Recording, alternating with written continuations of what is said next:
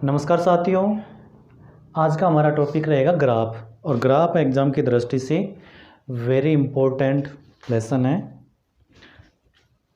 तो हम ग्राफ हल करते हैं। ग्राफ के लिए हमें दो समीकरण चाहिए, दो समीकरण दिए गए होंगे और उसको हमें हल करना है और फिर ग्राफ तैयार करनी है। जैसे मैं एक एग्जांपल ले लेता हूँ। एग्जांपल नंबर 1, यदि x प्लस 5y बराबर 0 तथा 4x माइनस 5y बराबर 25 हो तो इसे ग्राफीय विधि या आलेखीय विधि से हल करो, या फिर इस तरह से इसका ग्राफ बनाइए या आलेख बनाइए। हो तो इसका ग्राफ बनाइए।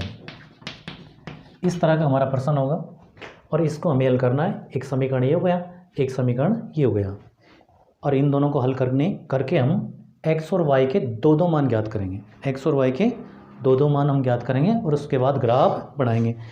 इससे पहले मैंने एक वीडियो बनाया था जिसमें विलोपन विधि, प्रतिस्थापन विधि और ग्राफीय विधि को समझाया था।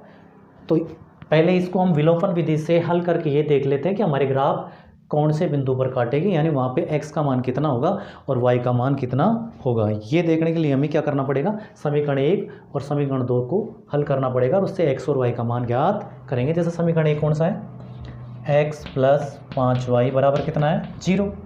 इसके नीचे लिख देंगे हम 4x माइनस 5y बराबर 25। ये समीकरण नंबर 1 हो गया। ये समीकरण नंबर कितना हो गया, 2। अब विलोपन विधि से प्रश्न का हल करने के लिए क्या करते हैं हम, या तो x को बराबर, या तो x बराबर हो या y बराबर हो।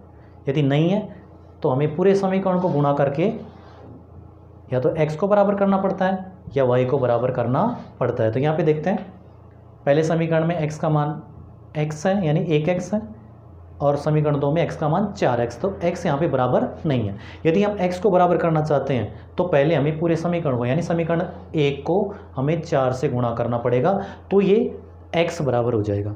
लेकिन दूसरी स्थिति देखते हैं, y यहाँ पे 5y, यहाँ पे 5y, दोनों बराबर हैं, तो यहाँ पे y का विलोपन हो सकता है। और यदि हम x का विलोपन करना चाहते हैं तो पहले समीकरण 1 को किससे गुणा करना पड़ेगा, 4 से। तो मैं y का विलोपन करूंगा। अब y का विलोपन करने के लिए पहली स्थिति तो ये देखेंगे कि y बराबर होना चाहिए, जो y बराबर यहाँ पे है। दूसरी स्थिति ये है कि y बराबर है तो एक प्लस का होना चाहिए और एक माइनस का होना चाहिए। यदि ऐसा है, एक प्लस और एक माइनस है, तो जोड़ने पर कटेगा।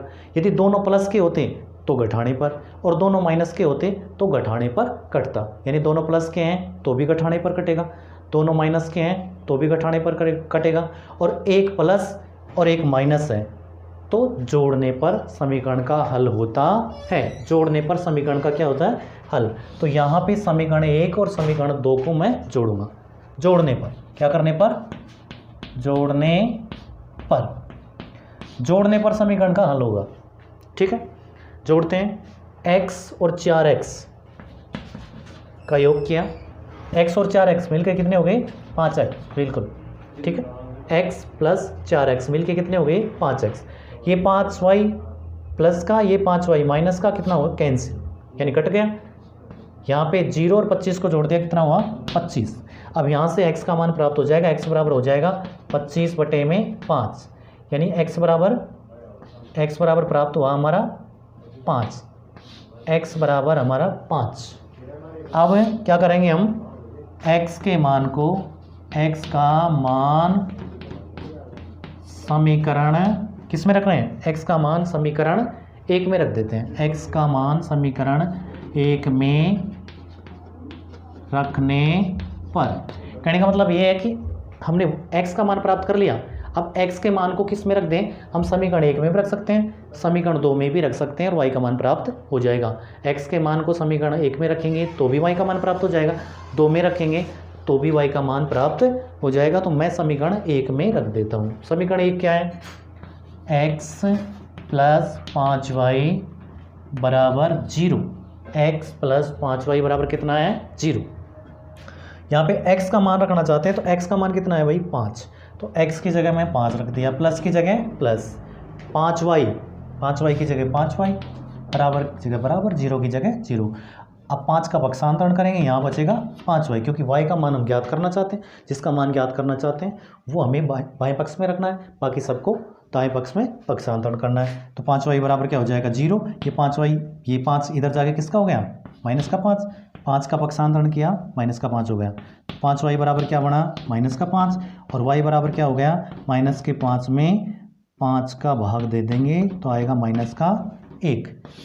इस तरह से x बराबर कितना आया भाई, x बराबर 5 और y बराबर कितना माइनस का 1।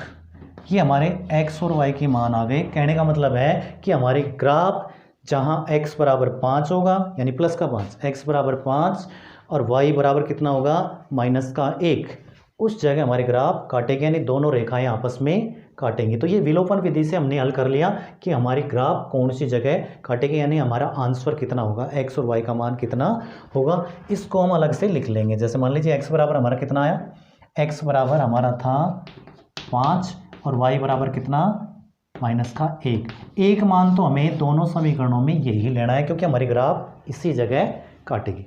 या फिर इसके अलावा और कोई भी मान हम रख सकते हैं तो भी हमारी ग्राफ तो इसी जगह काटेगी। जरूरी नहीं है कि हम यही मान लें, अगर इसके अलावा हम और दूसरे मान भी लेते हैं तो भी हमारी ग्राफ कौन सी जगह काटेगी, जहाँ पे x बराबर 5 होगा और y बराबर कितना होगा माइनस का 1 होगा।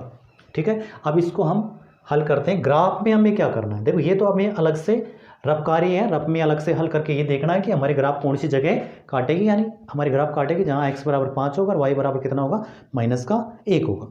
तो आगे हल करते हैं इसको।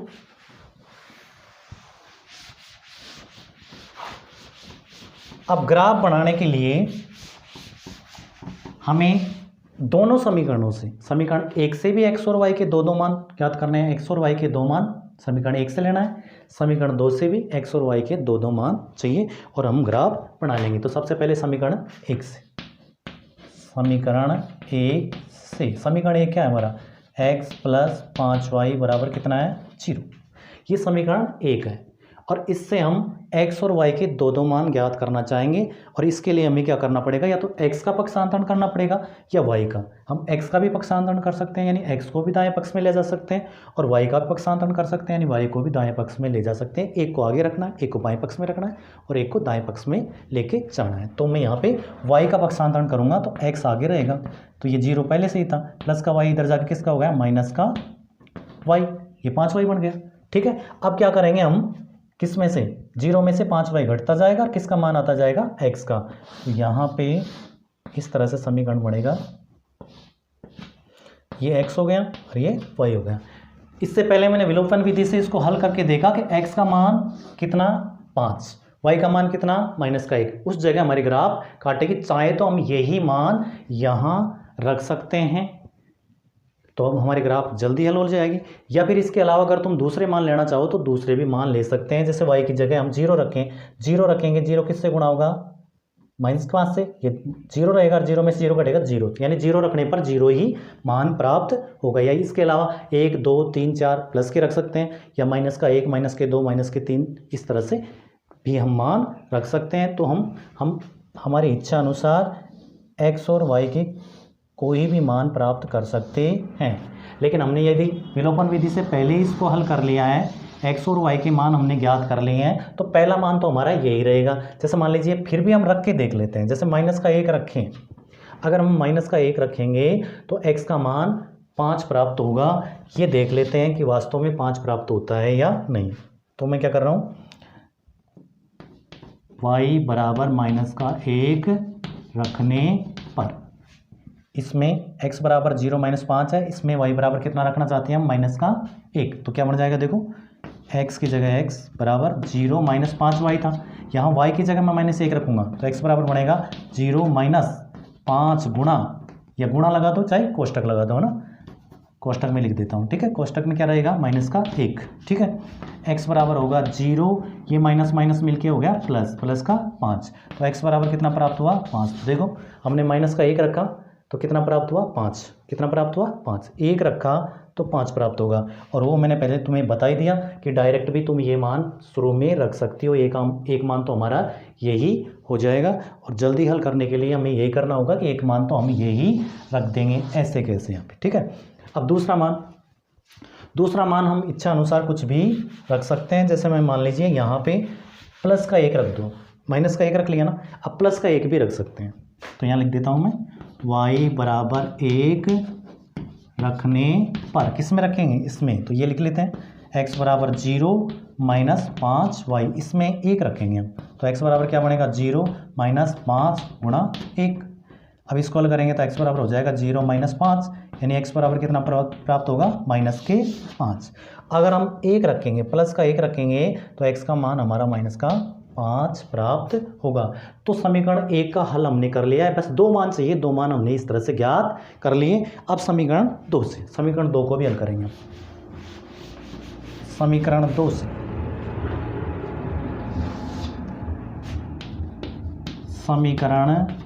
से, समीकरण 2 क्या है भाई, 4x माइनस 5y बराबर 25, ठीक है।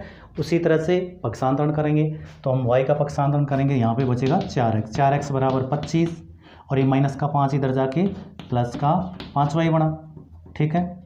लेकिन हमें तो सिर्फ x चाहिए, x से 4 से गुणा हो रहा है तो 4 का भी पक्षांतरण हमें करना पड़ेगा। 4 को भी दाएं पक्ष में ले जाएंगे तो क्या बनेगा, x बराबर बनेगा 25 प्लस का 5y पहले से था, और 4 कहाँ पे जाएगा, बटे में, 4 चला गया बटे में। अब क्या करेंगे हम, y के मान रखते जाएंगे, y का मान रखते जाएंगे, किसका मान आता जाएगा, x का। और y का मान जो रखेंगे वो ध्यान रखना, y का मान जो भी रखा जाएगा वो 5 से गुणा होगा, उसमें 25 जुड़ेगा और फिर उसमें 4 का पूरा भाग जाना चाहिए। ये स्थिति हमें ध्यान रखनी है। y का मान जो भी रखा जाएगा 5 से गुणा होगा, उसमें 25 जुड़ेगा और फिर उसमें 4 का पूरा भाग जाना चाहिए, क्योंकि ग्राफ बनाने के लिए हमें पूर्ण संख्याओं में संख्याएं प्राप्त करनी है। पूर्ण वर्ग संख्या पूरी तरह से संख्या 1 2 3 4 इस तरह से होनी चाहिए। जैसे पॉइंटों में या दशमलव में संख्या होती है तो वहाँ पे आंसर प्राप्त करने में थोड़ा मुश्किल हो जाता है। इस वजह से हम क्या करेंगे, संख्याएं बिल्कुल इस तरह से लेंगे कि हमारा पूरा भाग चला जाए। तो देखते हैं,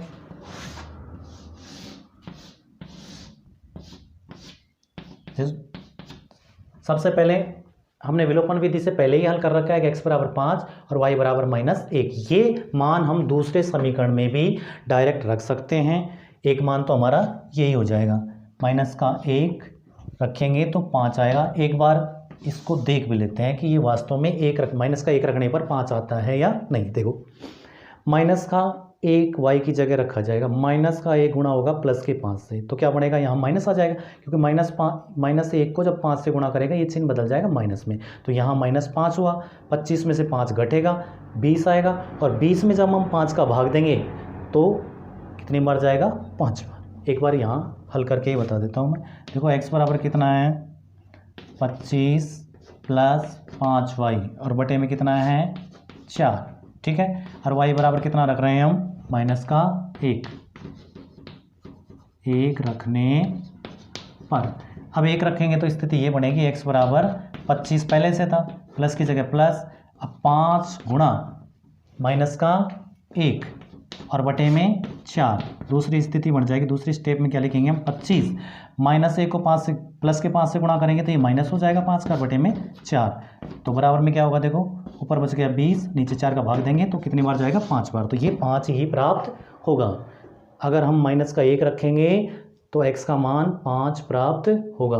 अब एक मान और रख लेते हैं, जैसे मान लीजिए यहाँ पे अगर हम 2 रखते हैं या +1 रखते हैं, जैसे +1 रखेंगे, +1 किससे गुणा होगा, 5 से, +1 को हम 5 से गुणा करेंगे तो 5 हो गए, और 5 में जब 25 जोड़ेंगे, 5 में कितने जोड़ेंगे, जैसे 1 रखेंगे हम, 1 रखने पर कितना बना, 1 को गुणा कर देंगे हम किससे, 5 से, तो कितने हो गए, 5, तो ये 5 और 25 मिलके कितने हो गए, 30, और 30 में 4 का पूरा भाग नहीं जाता है, पॉइंटों में जाएगा, इस वजह से इसको छोड़ देते हैं।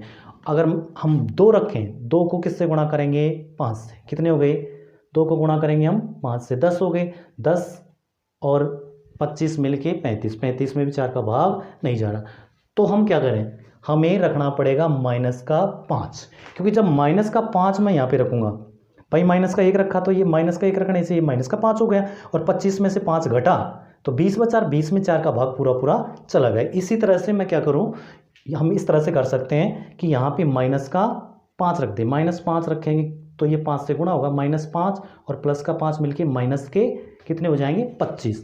ये माइनस का 25 होगा, ये प्लस का 25, प्लस के 25 में से माइनस का 25 घटेगा, यानी 25 में से 25 घटाएंगे तो 0, और 0 में 4 का भाग देंगे तो 0 प्राप्त होगा। तो यहाँ पे माइनस का 5 हम रख सकते हैं, यहाँ रख करके मैं बता देता हूँ। जैसे y बराबर कितना रखना चाहते हैं, y बराबर -5 रखेंगे तो ही हमारा पूरा पूरा मान प्राप्त होगा।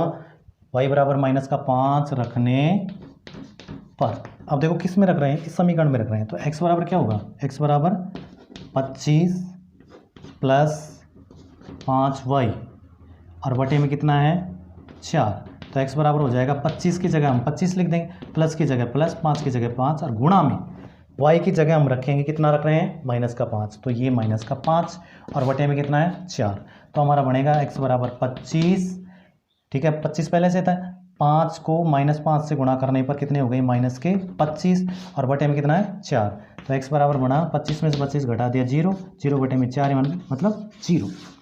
तो अगर हम -5 रखेंगे तो x का मान हमारा 0 प्राप्त होगा। तो यहाँ पे x समीकरण 1 से भी हमने x और y के दो मान ज्ञात कर लिए, समीकरण 2 से भी हमने x और y के दो मान ज्ञात कर लिए, और एक मान तो हमने वही लिया था जो विलोपन विधि से पहले इसको हल कर लिया था। यानी हमारी जो ग्राफ काटेगी वो कौन सी जगह काटेगी, जहाँ x का मान 5 होगा, y का मान 1 होगा, तो एक मान तो मैंने वही ले लिया, क्योंकि ऐसा करने पर यानी -1 अगर इसमें रखते भी हैं तो भी हमारा 5 ही प्राप्त होता है, और यहाँ पे -1 रखते हैं इसमें तो यहाँ पे 5 ही प्राप्त होता है, यानी एक मान तो हमारा वही प्राप्त होगा जो हमने विलोपन विधि से पहले ही प्राप्त कर लिया है। अब हमारे पास x के भी दो मान है, दो मान समीकरण 1 में हो गए, दो मान समीकरण 2 में हो गए, तो समीकरण 1 और समीकरण 2 से हमने x और y के दो मान ज्ञात कर लिए।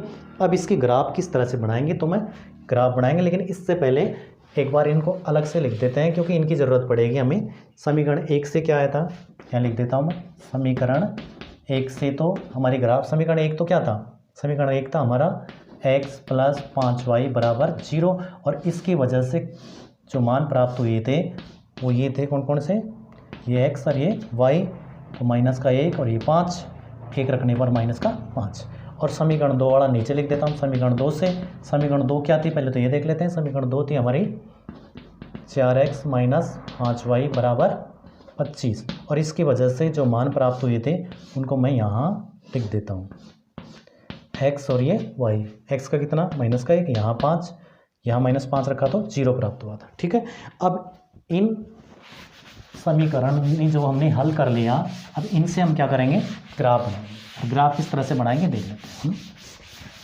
ग्राफ, तो ग्राफ बनाने के लिए हमें क्या करना पड़ता है, एक तो ऊपर से नीचे रेखा खींचेंगे जो कहलाता है वाई अक्ष, ये तो वाई अक्ष हो गया। एक दाएं से बाएं रेखा खींचेंगे हम, और ये कहलाएगा हमारा एक्स अक्ष, और जहाँ पे दोनों रेखाएं काटती हैं यानी वाई अक्ष और एक्स अक्ष जहाँ पे काटता है वो कहलाता है मूल बिंदु, उसे कहते हैं मूल बिंदु।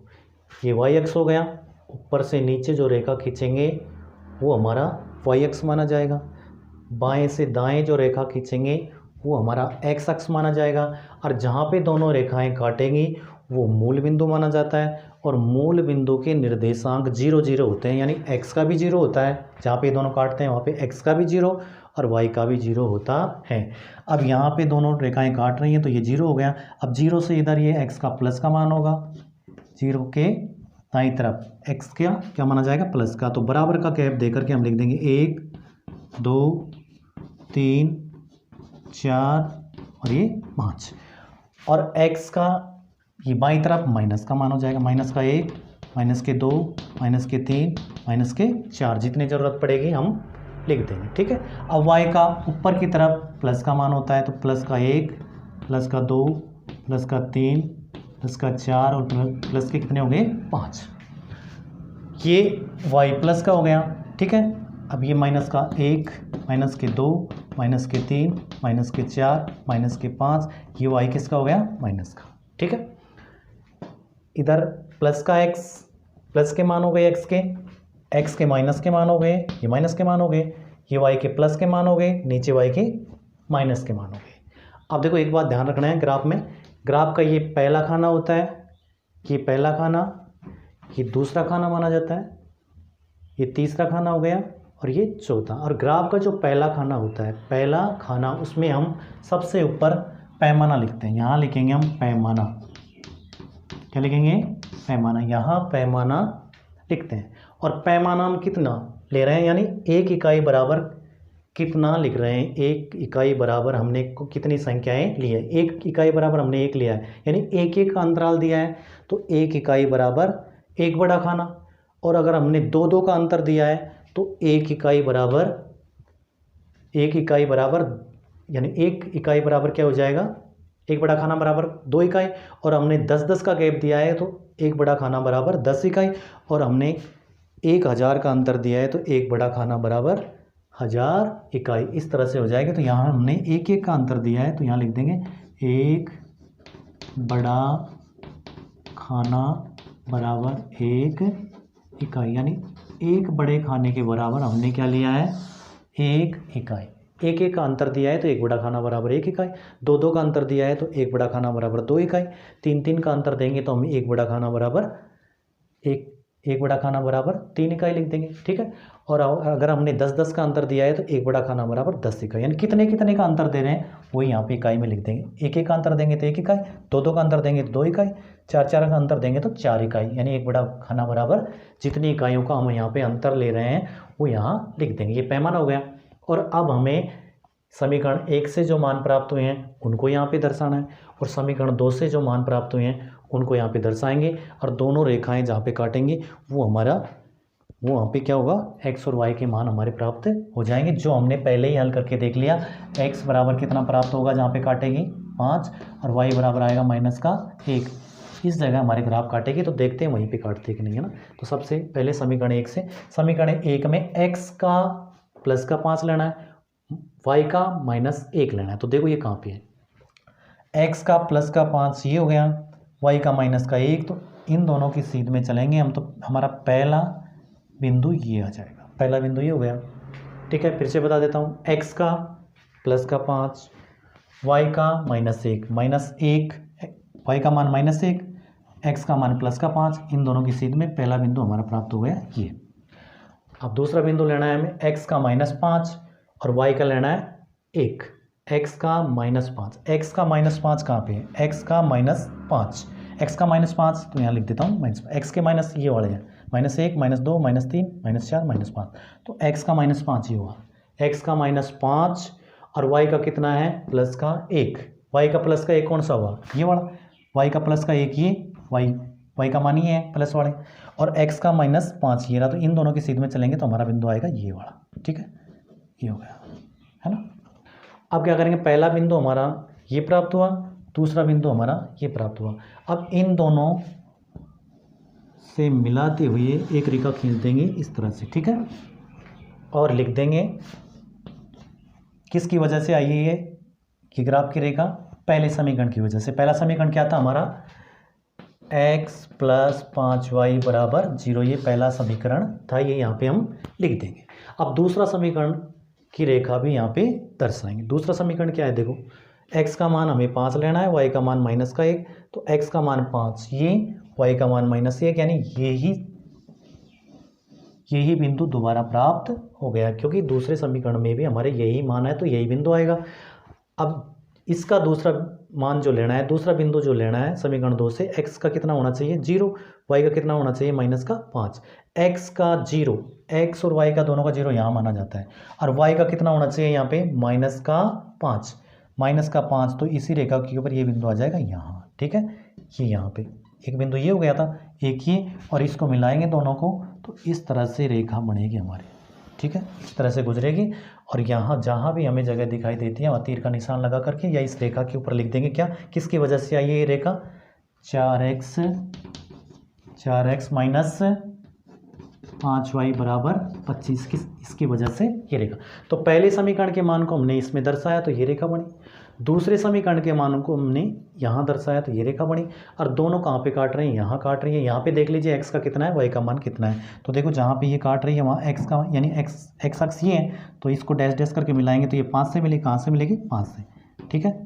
और यदि हम इसको डैश डैश करते हैं y अक्ष देखने के लिए तो ये एक तक जा रही है ना। तो इसका मतलब जहाँ ग्राफ काट रही है वहाँ x बराबर कितना प्राप्त हुआ, जहाँ ग्राफ काट रही है वहाँ x बराबर है 5 और y बराबर कितना है -1, और यही इसके क्या हैं, उत्तर। इस तरह से हमें इसमें लास्ट में उत्तर लिखना है, पैमाना यहाँ पे पहले खाने में लिखना है, ठीक है। इस तरह से ये ग्राफ बन करके हमारी तैयार हो गई। तो उम्मीद है आप लोगों को अच्छे से समझ में आया होगा। थैंक यू, धन्यवाद। इसके बाद अगला टॉपिक हम कल देखते हैं।